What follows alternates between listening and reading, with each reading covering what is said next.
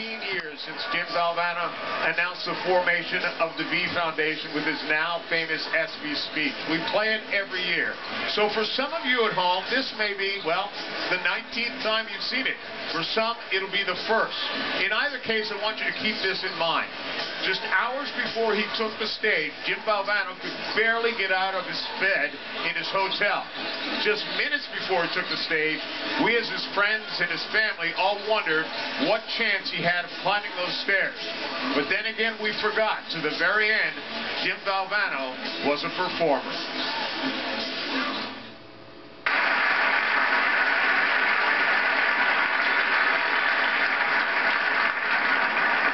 My dear friend, Jim Valvano.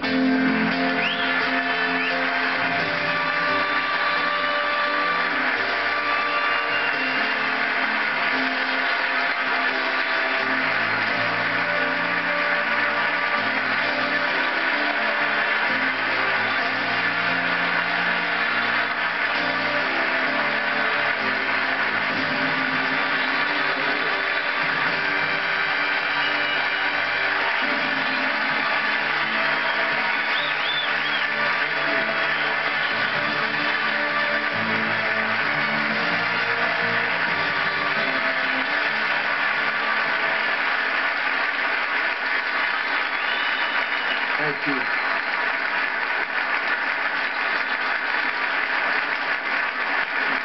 Thank you very much. Thank you.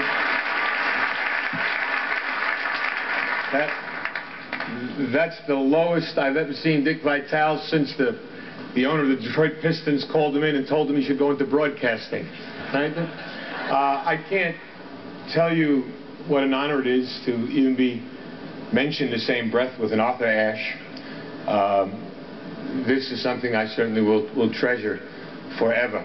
But as was said on the tape, I don't have one of those things going to cue cards, so I'm going to speak longer than anybody else has spoken tonight. That's the way it goes.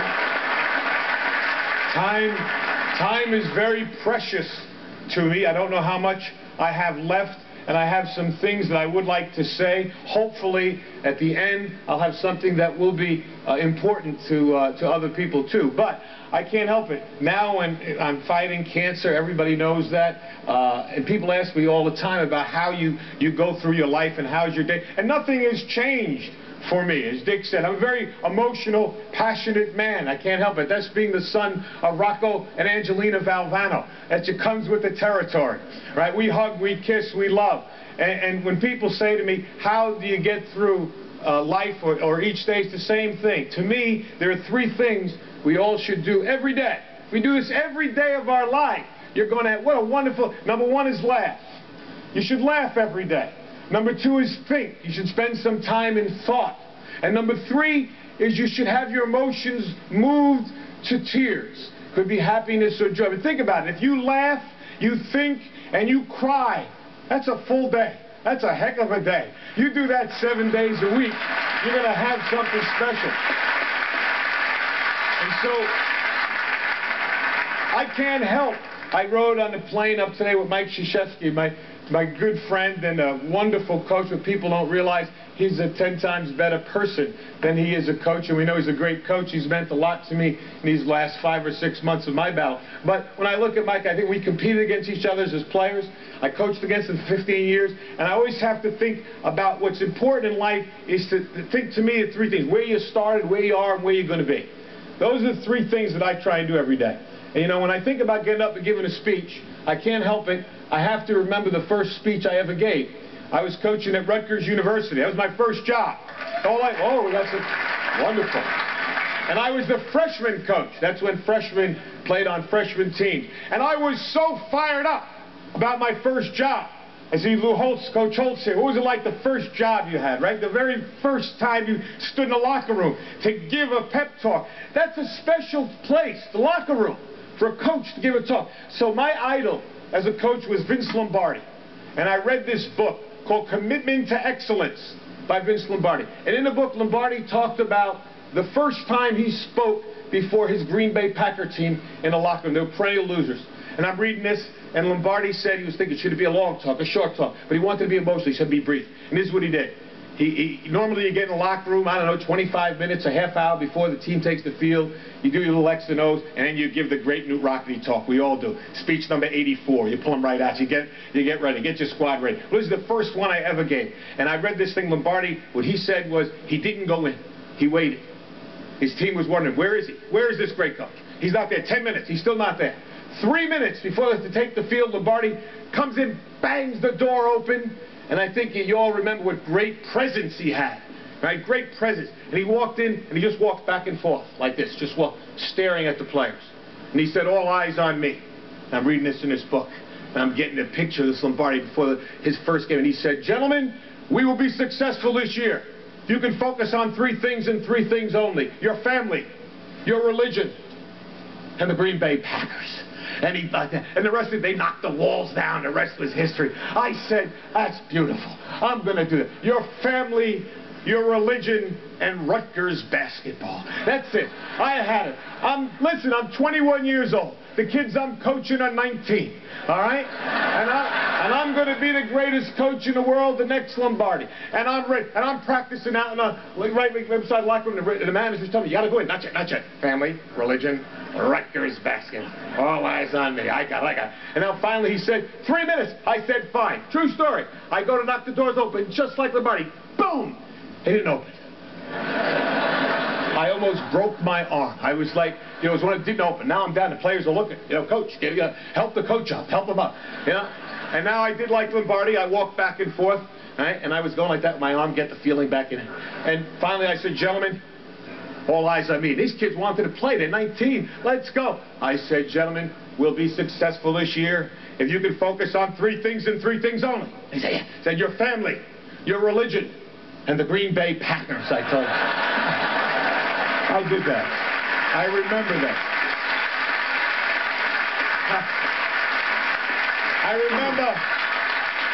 I remember where I came from. It's so important to know where you are. And I know where I am right now. How do you go from where you are to where you want to be? And I think you have to have an enthusiasm for life. You have to have a dream, a goal. You have to be willing to work for it. I talked about my family. My family is so important. People think I have courage. The courage of my family is my wife, Pam, my 3 daughters here, Nicole, Jamie, Leanne, my mom, who is right here, too.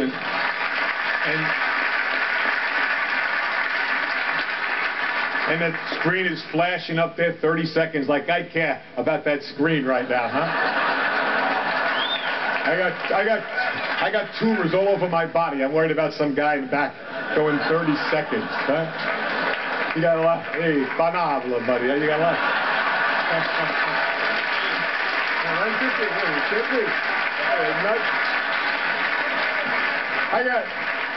I just got one last thing. I urge all of you,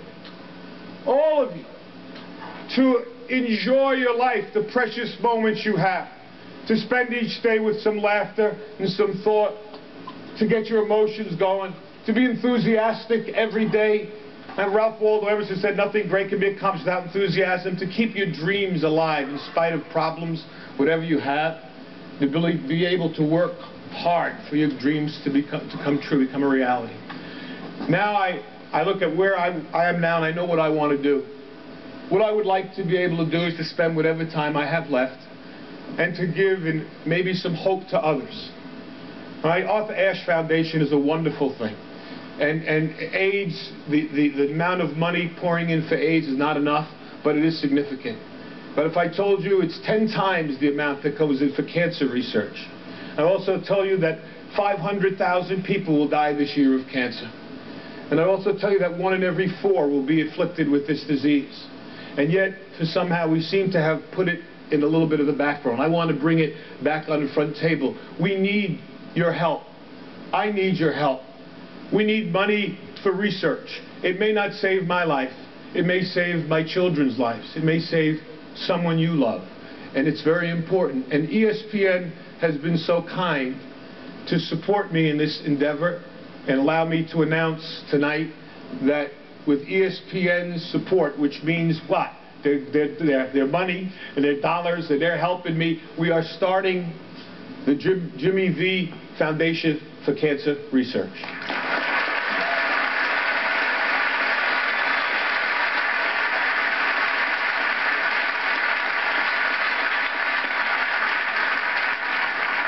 And its motto is, don't give up, don't ever give up. And that's what I'm going to try to do. Every minute that I have left, I will thank God for the day and the moment I have. And if you see me, smile and maybe give me a hug, because that's important to me too. But try, if you can, to support, whether it's AIDS or the Cancer Foundation, so that someone else might survive, might prosper, and might actually be cured of this dreaded disease. I can't thank ESPN enough for allowing this to happen, and I'm going to work as hard as I can, for cancer research, and hopefully maybe we'll have some cures and some breakthroughs. And I'd like to think I'm going to fight my brains out to be back here again next year for the Arthur Ashe recipient. I want to give it next year.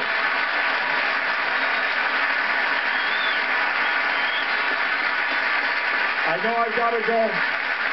I've got to go, and I've got one last thing. I've said it before, and I'm going to say it again. Cancer can take away all my physical abilities. It cannot touch my mind, it cannot touch my heart, and it cannot touch my soul.